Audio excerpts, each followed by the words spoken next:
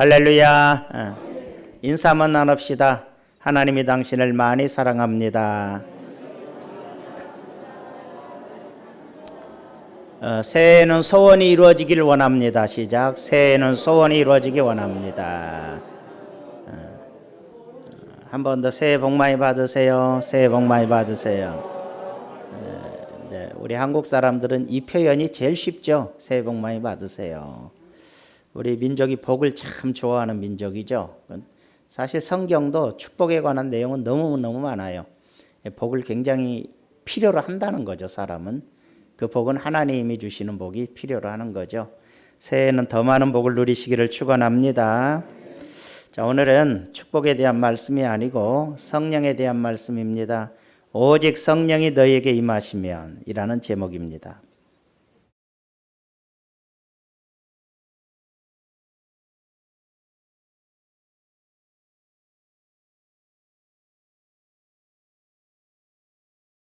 내내 성령 받읍시다에만 설교는 할 수 없겠죠.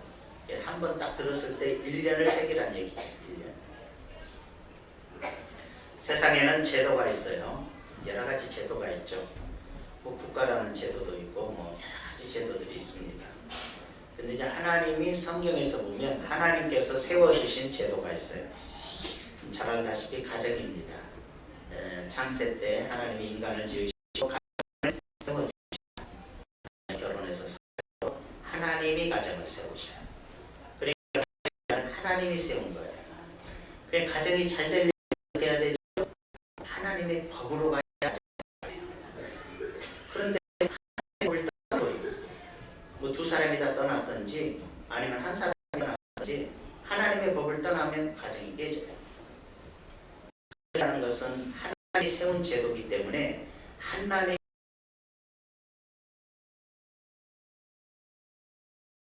가정은 유지되고 지탱이 되는 거예요. 그렇지 않으면 가정이 존재하기 어려워요. 이혼이 거의 50%에 가깝죠. 결혼했던 사람, 그렇게 따진 게 아니고 결혼하는 숫자와 이혼하는 숫자가 그렇다는 거예요. 무슨 얘기냐면 하나님의 말씀의 법에 따라 살지 않고 자기들의 생각과 판단대로 살기 때문에 그런 현상들이 일어나는 거예요. 이게 심각한 것이죠. 자, 그 다음에 또 뭐가 있죠? 하나님이 세우신 제도는 교회예요. 교회죠. 교회는 성령께서 세우신 건데 마태복음 16장의 내용을 보면 이렇게 말하죠. 18절을 봅시다. 18절에 보면 또 내가 내게 이르노니 너는 베드로라 내가 이 반석 위에 내 교회를 세우리니 음부의 권세가 이기지 못하리라. 반석 위에, 반석은 베드로의 이제 별명이죠. 그럼 왜 베드로 위에 세운다 그러지? 그 이전에 보면 뭐라고 그러죠? 너희는 나를 누구라 하느냐? 주는 그리스도시요 살아계신 하나님의 아들입니다. 그 말이에요. 주는 그리스도고 예수님은 그리스도고 살아계신 하나님의 아들인 걸 고백하는 신앙 위에 세워진 게 교회라는 얘기예요. 그러니까 우리 중원 순복음교회가 세워진 것도 예수님은 그리스도고 메시아고 그 다음에 하나님의 아들임을 믿는 자들로만이 세워지는 게 교회라는 얘기예요. 요즘 교회가 예수님만이 구세주가 아니다. 예수님만 하나님 아들 아니다. 부처님도 하나님 아들이다. 이런 식으로 지금 교회들이 세워져 가는데 이건 사탄의 교회예요. 이미 마귀의 교회죠. 정복당했죠. 그러니까 교회는 바로 이 반석, 그리스도는 예수님은 그리스도고 하나님의 아들임을 믿는 신앙을 토대 위에 세워진 게 교회라. 뭐라고 그랬어요? 바로 그 신앙 위에 내가 내 교회를 세우리라. 예수님의 교회가 세워지는 거죠. 교회도 하나님이 세우신 거예요. 그래서 교회와 가정은 하나님이 세우신 것이고 나머지 모든 제도는 인간이 세운 거예요. 인간이 이 세상 살아가는데 필요에 따라 무슨 단체도 만들고 뭣도 만들고 세워가지만 그건 다 인간이 다스리는 법에서 세워지고 하나님의 말씀의 법으로 다스려져야만이 유지될 수 있는 건 바로 가정과 교회라는 거죠. 자, 그래서 이 교회는 어떻게 되죠? 내가 천국 열쇠를 내게 주리니 이 천국 열쇠는 기도를 말해요. 기도. 그러니까 교회에 필요한 게 뭐죠? 기도죠. 천국 열쇠를 내게 주리니 내가 땅에서 무엇이든지 매면 하늘에서 매일 것이요 내가 땅에서 무엇이든지 풀면 하늘에서도 풀리리라. 교회를 이끌어가는 것은 교회를 이끌어가는 법이 뭐죠? 기도의 법이에요. 교회는 오직 기도로 이끌어가야 돼요. 기도를 통해서 성령의 인도하심을 받는 거예요. 그러니까 기도하지 않은 교회는 죽어버리게 돼 있어요. 그럼 가정도 주님이 세우신 제도니까 가정도 뭘로 이끌어가야 돼? 기도로 이끌어가야 돼. 그럴 때 가정이 잘 되죠. 그 마귀는 제일로 이 땅에서 공격하는 게 뭐냐면 바로 교회와 가정이에요. 가정들이 파괴되면 나라가 망하는 거예요. 사회가 혼란해지고 범죄가 많아지고 무질서한 세상이 되게 돼요. 가정이 무너지면 그래요. 교회가 무너지면 영적인 세계가 파괴돼요. 교회가 없으면 우리 마음대로 살아서 좋을 거라고 세상 사람은 생각할지 모르지만 교회가 없으면 세상은 지 멋대로 흘러가게 되죠. 진리와 올바른 소리가 죽어버리니까. 사탄이 이 땅에서 없애려고 하는 것은 가정과 교회다. 가정을 파괴시키고 교회를 파괴시켜요. 없어지지는 않겠죠. 그건 어떻게 해죠? 타락시키는 거죠. 가정이 파괴돼 버리는 거예요. 분해돼 버리는 거예요. 그리고 교회는 세속화돼 버리는 거죠. 세속화돼 버려요. 그래서 아까 말했듯이 잘못된 신앙이 판을 치고 이단 사이비가 판을 치고 자유주의가 판을 치고 교회는 교회인데 이미 주님이 역사하지 않은 교회, 기도가 없는 교회, 성령이 다스려가지 않는 교회를 이 땅에 만드는 게 사단의 방법이라는 거죠. 그러나 이렇게 하면 이단들에게 편지가 와요. 우리 이단이라고 안 하죠. 우리 멋을 보세요. 얼마나 올해도 10만 명이 구원받고 했다고 막 교회가 벌써 120교회가 자기네 신천지로 왔다나 배우고 있대야 부흥시키기 위해서. 이렇게 사탄의 역사는 강력해요. 과연 부흥만을 위해서 존재하는 건가? 이게 바로 심각한 이 시대의 문제가 되어지는 것이죠. 기도를 통해서만이 교회는 세워질 수 있다는 걸 기억해야 되는 거죠. 자, 우리는 그러면은 이제 교회가 하는 일이 뭘까요? 복음을 전하는 일이에요.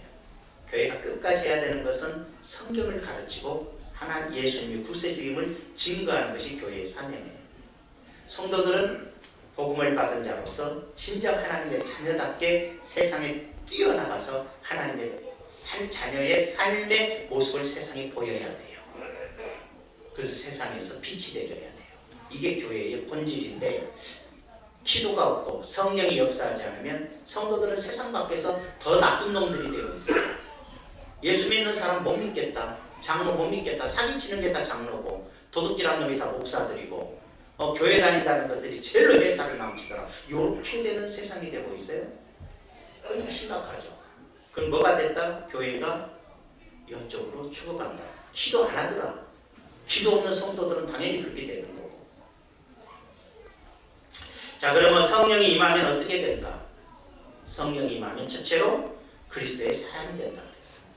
성령이 임하면 하나님의 자녀가 됩니다 이 뜻이에요.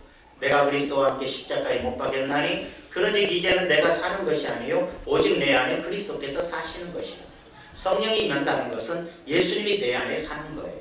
여러분 안에 예수님이 살고 계셔야 돼요. 그 산다는 것은 아이고 요 속에 누가 따고 계십니까? 물론 영적으로 그럴 수 있는데 그런 의미가 아니에요. 하나님의 말씀의 법이 내 마음을 완전히 다스리는 거예요. 그러므로 내가 살아가고 내가 행동하고 내가 처신하는 모든 것들이 하나님의 말씀의 기준에서 내가 살게 됐다는 거예요. 성령이 임하시면 하나님의 말씀을 일깨워주게 돼 있어요. 성령이 하나님의 말씀대로 살도록 이끌어주게 돼 있어요. 요즘 성령 받았다 하면서 온갖 탐욕과 죄악 속에 살아가고 욕심대로 살면서 성령께서 그건 지 생각이지 성령의 생각은 절대 아니에요. 인간이 탐욕에 물들면 세속화되는 거예요. 이제 내가 육체 가운데 사는 것은 나를 사랑하사 나를 위하여 자기 자신을 버리신 하나님의 아들을 믿는 믿음 안에 사는 것이다. 예수님만 나의 구주로 믿는 믿음 안에 사는 것이 성령의 역사임을 알 수가 있어요. 로마서 8장 9절에 보니까 뭐라 그랬어? 읽어봐요. 시작. 만일 너희 속에 하나님의 영이 거하시면 너희가 육신에 있지 아니하고 영에 있나니 누구든지 그리스도의 영이 없으면 그리스도의 사람이 아니다. 성령이 없으면 예수 믿는 거 아니에요. 무수한 사람이 교회는 다녀요. 무수한 사람이 예수님 믿는다고는 말해요. 나를 교회 다닌다고 얘기도 해요. 그건 정말 예수님을 구주로 영접했습니까? 그리고 정말로 성령이 당신 안에 거하십니까? 하나님의 말씀의 법이 당신을 다스리고 계십니까? 이 질문을 했을 때 사람들은 뭐 헤매요. 정말로 당신의 영혼이 하나님 나라 천국에 들어갈 것을 확신하십니까? 애매모호해지죠. 놀랍게도 아마 교회 다니는 사람 중에 반수 이상은 내가 천국에 가려나 확신도 없을지도 몰라요. 너희 속에 하나님이 영이 거하시면 너희가 이제 육신에 있지 않고 영에 있나니 누구든지 그리스도의 영, 성령이에요. 성령이 네 안에 없으면 그리스도의 사람이 아니다. 뭐죠? 하나님의 자녀가 아닙니다. 그냥 교회 다니는 사람입니다. 뭐죠? 구원 안 받은 거예요.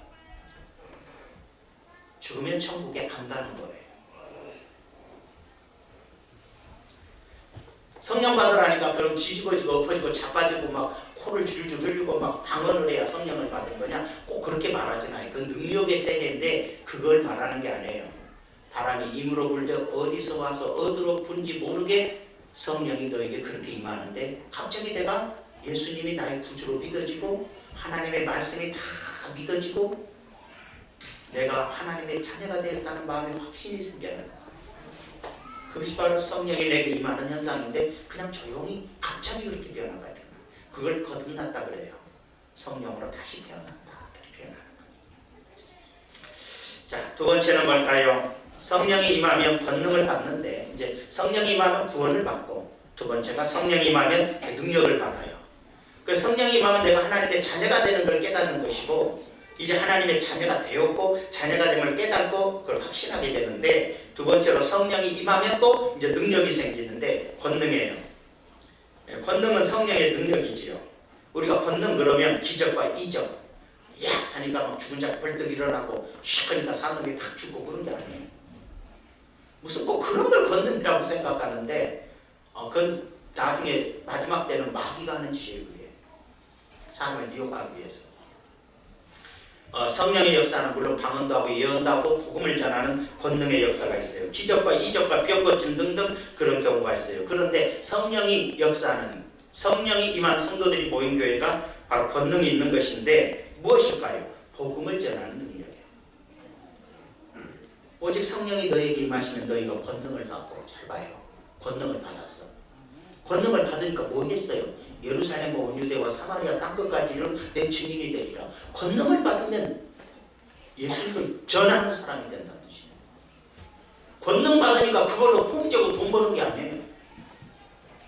권능을 받으니까 뭐 그걸 복음을 전하는 요소는 여러 가지죠. 귀신이 역사하는 건 귀신을 쫓아내면서 전하겠고 병든 자들 안에서 병을 고치며 전하겠지만 그렇지 않은 사람들에게는 하나님의 말씀을 전하는 거예요.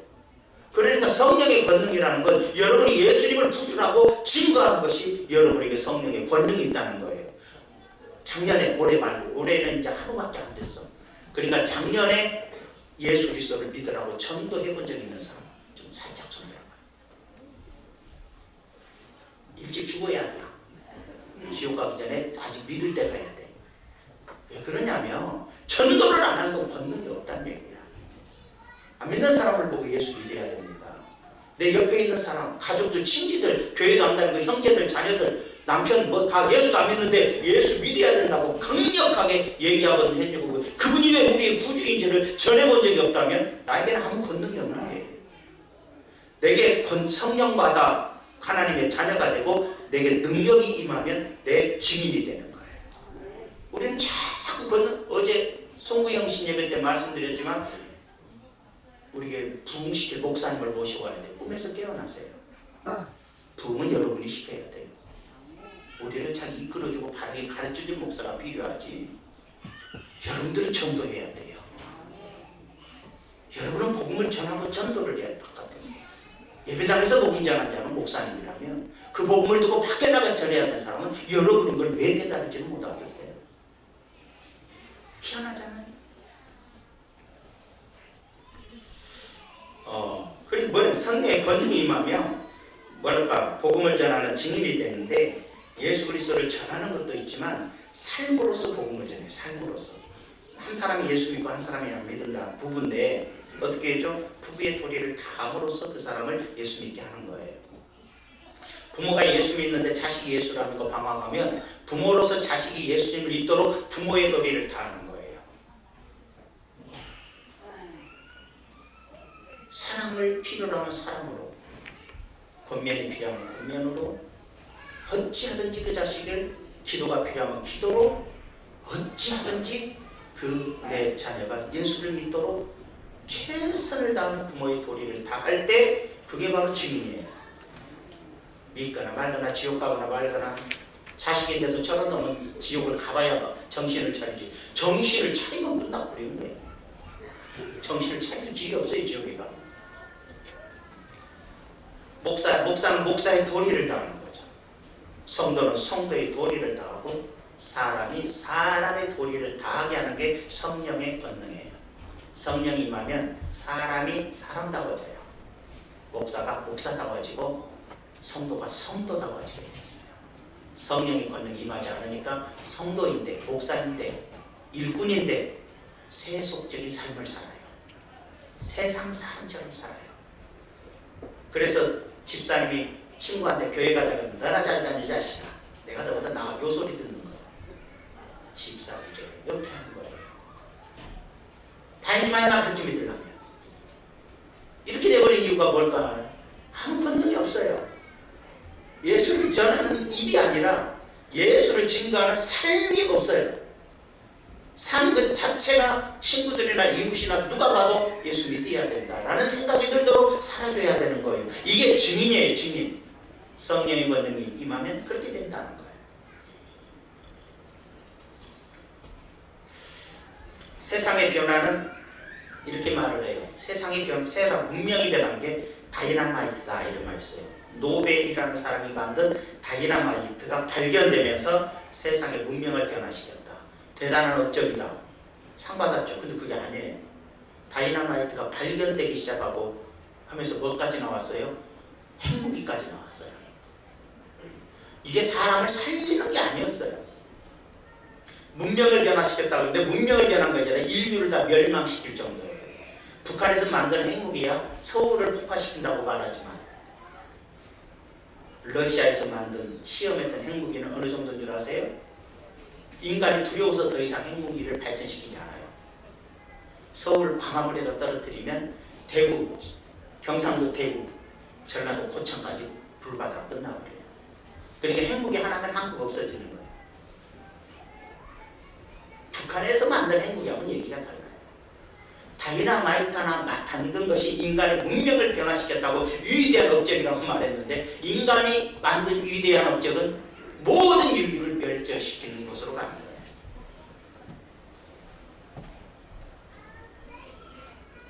그러나 성령의 역사는, 하나님의 성령의 역사는 모든 걸 살리는 역사예요. 인간의 지혜와 능력은 사람을 죽여요.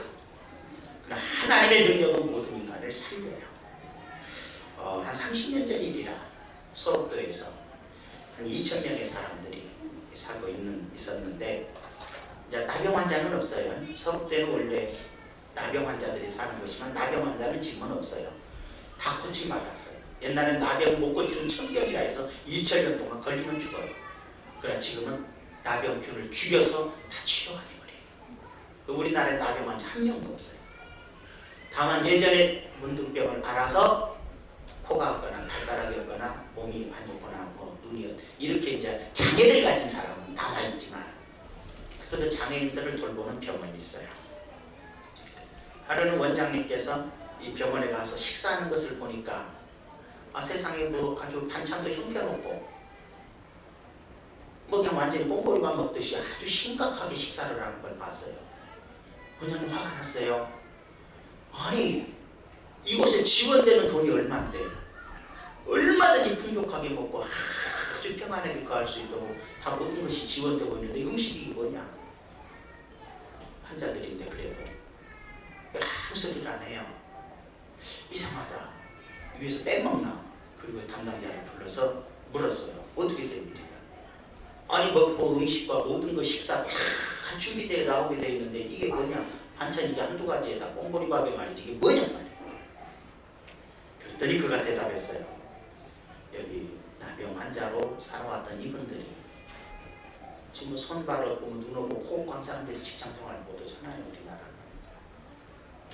환자들이 우리도 주일하고 싶다고 우리도 하나님 믿는데 우리도 하나님 일 하고 싶다고 음식값 줄이자고 우리 조금씩값 간단히 먹게 하고 그 돈으로 저기 육지에 있는 개척교회와 시골에 있는 활용교회들을 지원합니다. 그래 보자면 깜짝 놀랐죠. 여기에 생명이 있는 거구나. 여기에 성령이 있는 거구나. 여기에 빛이 있는 거구나. 이것이 성령의 권능이에요. 성령의 권능이라는 것은 복음을 전하는 능력이에요. 복음을 전할 수 있도록 힘쓰는 것이 성령의 능력이에요. 세상 재밌는 거 즐기려고 하는 것 세속화된 거예요. 세 번째로 성령이 임하면 그 권능이 증인이 되기도 하지만 이 증인이라는 단어는 마르투레스라는 헬라어로 표현되는데 순교자라는 뜻이에요. 주의 일을 위해 죽을 수 있다는 뜻이에요. 십자가를 진다는 뜻이에요. 그래서 성령이 임하면 예수님의 증인이 되는데 십자가 지는 증인이라는 게 십자가를 지는 자기 사명을 온전히 감당하는 증인이다라는 것을 표현해 주는 거예요. 서울에 지금은 천국에 가셨어요. 유명한 이중표 목사님. 제가 굉장히 존경하는 목사님 중에 하나예요. 그런데 그분이 이제 시골에 이제 부교육자가 있다고 떠나시면 교회를 세워주고 그러는데 개척을 하나 하고 싶은데 춘천에 가고 싶었어요. 춘천에 가서 하기를 원하니까. 그래서 장로님들한테 얘기했어요. 두 분 장로님에게. 장로님, 현재 사는 집을 하나님께 드리고 새로 사시는 게 어떻겠어요? 왜요? 그 돈으로 교회 세워줍시다. 그랬어요. 장로님들이 뭐라고 대답했게? 장로님들이 뭐라고 대답했냐면 이렇게 대답했어요. 우리가 세상에 가지고 온 것이 하나도 없는데 저같이 비천한 사람이 장로 된 것도 감사한데요. 가난하다고 장로 못할 일도 없으니까 목사님 말씀대로 있는 것으로 충성하겠습니다. 그래서 교회를 세웠어요. 사실 장로님들 중에서도 이렇게 할 수 있는 장로가 우리 교회는 힘들겠죠. 목사님도 저 굶어 죽어요. 그럴지 모르죠. 또 다른 교회라고 해서 쉽지는 않아요. 그러나 그 교회 두 분 장로님은 그렇게 순종했어요. 그래서 춘천에 교회가 세워졌는데 한 10여 년도 안 됐죠. 한 5년 지났는데 춘천에 가서 보니까 그 교회가 복음전에서 그래도 사람들이 모이기 시작해서 92평 땅을 사가지고 작은 예배당을 치게 됐어요. 증인된다는 삶은 십자가를 지고 내가 희생할 때 가능한 거예요. 성령의 권능이니까 가능하지. 절대로 육신의 생각, 육의 생각대로 사는 사람들에겐 있을 수가 없는 일이죠. 성령의 권능은 십자가를 지는 순교 정신으로 주의하는 것이 성령의 권능이에요.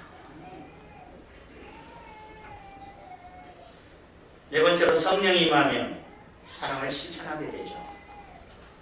가면 갈수록 사람들이 이제 세상에 소망을 두잖아요. 여러분 뉴스를 보고 인터넷을 보고 하면 여러분들의 정신이 혼란해져요. 소외감을 느껴요. 왜? 좀 거짓말입니다. 여러분들이 요즘 휴대폰을 통해서 인터넷도 다 하니까 자주 보게 되시겠지만 다 거짓말이거든. 미혹하는 영들이에요. 주식에서 20억 벌었다. 어디서 1조를 벌었다. 200만 원 갖고 50만 원 갖고 시작한 것이 지금 몇억 됐다. 다 거짓말이에요. 거기다 투자하는 순간 안 망한 사람 하나도 없어요. 행여라도 하지 마세요. 부탁인데 절대로 하지 마세요. 여러분의 실력과 여러분의 두뇌와 여러분의 능력으로는 주식에서 돈 벌기 어려워요.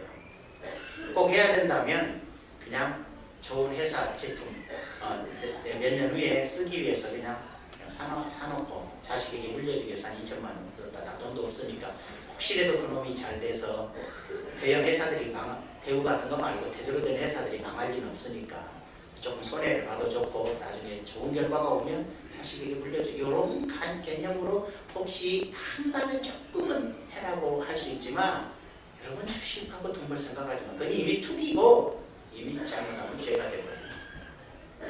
뭐 그렇게 하는 것하고 달라는 얘기가 그 속에 빠지면 인생 끝나는 거예요. 노름하고 똑같아서 인생이 끝나는 거예요.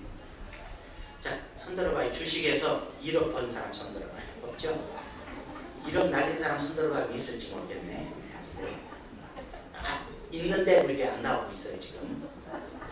1억씩 제가 놀랐어요. 한번 전화 왔어요. 목사님에서 얘기했더니 목사님 저한테 자랑을 거죠. 제가 이렇게 하다가 1억을 투자했는데 매도 투자했는데 1억이 올랐어요. 그때 팔았어야 되는데 조금 욕심부리다 도로 다 날아가 없어요. 절대로 못 벌어요. 인간의 욕심 때문에 못 벌어요. 그런 데다 신경 쓰는지 이해가 안 됐어요. 신앙생활이 안 돼요. 그러니까. 교회를 무척 살아가지만 교회 잘 안 나와요. 자, 우리 한번 생각 이와 같은 거예요. 목사님이 너무나 감동해서 정말 눈물로 기도를 해줬죠. 그런 장로님들. 그게 바로 복음을 위해서 사는 거죠. 자, 천국의 소망을 뒀기 때문에 순교할 수 있고 이 세상이 전부가 아니기 때문에 욕심을 버릴 수가 있는 거예요. 자, 우리는 성령이 임하니까 조금 서두에 얘기했듯이 성령이 임하면 방언도 하고 예언도 하고 3,000명이 회개하고 막 교회가 커지고 그렇게 생각할 수 있어요. 맞아요. 그러나 성경을 보세요. 오직 성령이 넘어가세요. 네 번째 방송실 네 번째. 사람마다 두려워하는데 사도들로 말미암아 기사와 표적이 많이 나타나는. 자, 뭐라고 그랬어요? 사도들로 말미암아 기사와 표적이 많이 나타나요. 성령의 역사는. 거기로 끝나버렸습니까? 기사와 표적이 나타나더라. 사람들이 관심을 갖고 교회로 몰려오더라. 그걸로 끝난 게 아니에요. 44절에 믿는 사람이 다 함께 있어 모든 물건을 서로 통용하고 또 재산과 소유를 팔아 각 사람이 필요를 따라 나눠주며 성령의 역사는 삶의 변화가 일어나는데 가진 자는 없는 자를 위해서 나눠주기 시작한다는 거예요. 날마다 마음을 갖춰 성전에 모이기를 힘쓰고 집에서 떡을 떼며 기쁨과 순전한 마음으로 음식을 먹고 하나님을 찬미하며 또 백성에게 칭송을 받으니 주께서 구원받은 사람을 날마다 더하게 하시니라. 성령의 역사로 회심하는 자가 순간적으로 많아질 수 있지만 실제의 부흥의 역사는 성도들의 삶의 변화가 구원받은 자들을 불러오는 거예요. 이처럼 이들은 모여서 예배하고 기도하면 가진 자들은 나누어서 이웃을 섬기고 돕고 사니까 예수 믿는 사람을 칭찬하는 세계가 되더라고요. 그럼 우리 봐봐. 과연 지금 뭐 무수한 사람이 예수 믿는다고 말하지만 이 세상에서 예수 믿는 사람 칭찬하는 거 봤어요? 100이면 100 중에 한 명이면 몰라도 99명은 다 못해요. 이미 성령의 역사가 성도들에게 없어요. 성령의 권능이 임하는 것이 사라졌어요. 성도들의 생활 속에서 여러분을 향하여 저 사람이야말로 존경받을 사람이고 귀한 사람이고 정말 예수 제대로 믿는 사람이라고 칭찬받는, 믿지 않는 사람들 입에서 칭찬받는 사람들이 이 땅에 없어졌어요. 그렇기 때문에 그런 사람들로 인해서 구원받는 사람이 더해진다고 그랬는데 전도가 안 되잖아요. 구원받는 사람이 없잖아요. 세상이 강팍해서 예수를 안 믿더라 이런 내용이 아니에요. 우리가 엉망이라 예수를 전하지 못하고 우리가 엉망이라 입으로 전해도 아무도 믿지 않는 그런 상황이 한국교회 모습이에요. 우리는 많이 모인다, 우리는 수천 명 모인다, 수만 명 모인다, 수백 명 모인다고 자랑이 중요한 건 아니잖아요. 그건 아무 의미가 없어요. 교회의 부실이 제대로 안 되는 건 성령의 임함이 없는 걸요. 방언도 한다, 예언도 한다, 뭐 기적이 일어난다, 그것도 중요하지 않아요. 당신이 변했습니까? 당신이 변했습니까? 가진 자라면 가진 자로서의 변화가 있었습니까? 사도행전 32장 32절에 보니 뭐라고 그랬습니까? 믿는 무리가 한 마음과 한 뜻이 되어 모든 물건을 서로 통용하고 자기 재물을 조금이라도 찾을 것이라는 이가 하나도 없더라. 사도들이 큰 권능으로 주 예수의 부활을 증언하니 무리가 큰 은혜를 받아 그 중에 가난한 사람이 없으니 이는 그 밭과 집 있는 자는 팔아 그 판 것의 값을 가져다가 사도들의 발 앞에 두며 그들이 각 사람의 필요를 따라 나누어 줍니더라. 여러분, 초대교회의 성령의 역사, 초대교회로 돌아가자, 초대교회로 돌아가자, 성령의 역사로 돌아가자. 도대체 뭘 돌아가자는 거예요? 와, 기도해서 막 광신자처럼 막 하는 게 초대교회입니까? 성도들의 생활이 변했다. 있는 자는 침두증을 하나 팔아서 가난한 자를 돕더라. 땅이 여러 개면 하늘을 팔아서 교회에 들여 교회 안에 가난한 자를 돕더라. 이게 성령의 역사라는 거예요.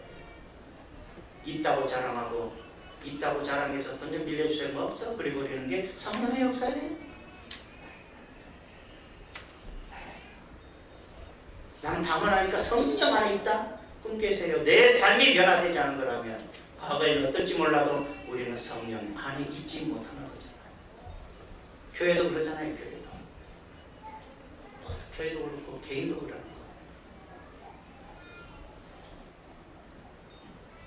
성령이 임하는 중앙 순복음교회가 됩시다.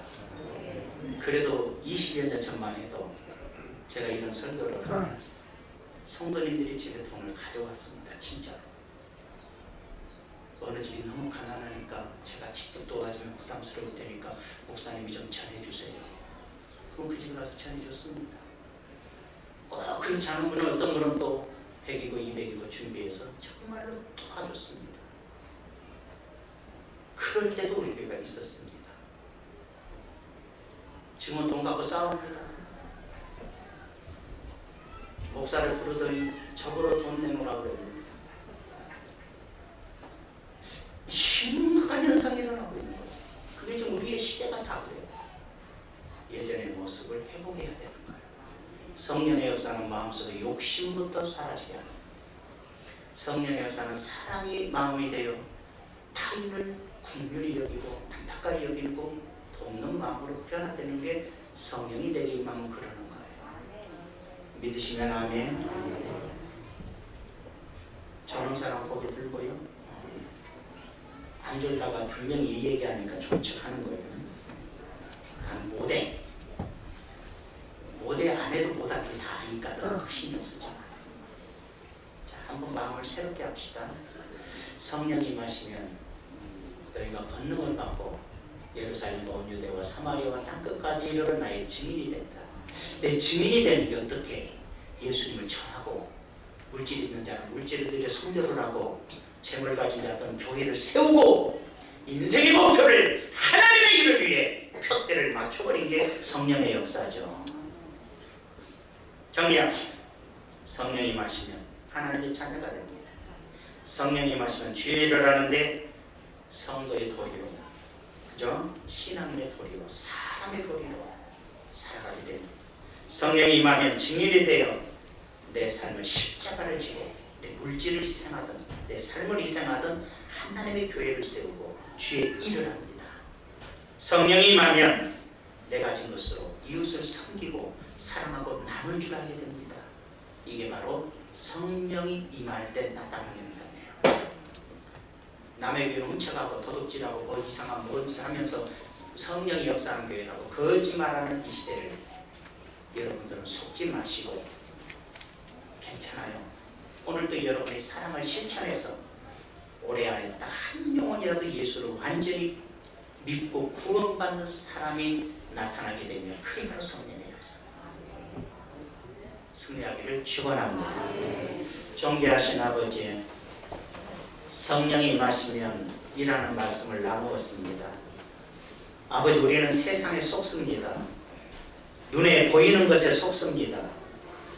우리는 아버지 하나님 세상 물질에 속고 세상 부귀영화에 속고 아버지 교회 안에서도 아버지 하나님 숫자 노름에 속고 성도들은 정작 성령의 역사 안에 살지 않으면서 성령의 역사를 말하고 있는 시대에 우리는 살고 있습니다. 아버지, 새해에는 우리 중원 순복음교회가 변화되게 하시고 정말 성령이 임하는 교회가 되어 삶이 변화되고 아버지 성도들의 생활과 마음과 뜻이 변화되는 거룩한 변화가 일어나게 도와주시옵소서. 예수님의 이름으로 기도하옵나이다. 아멘.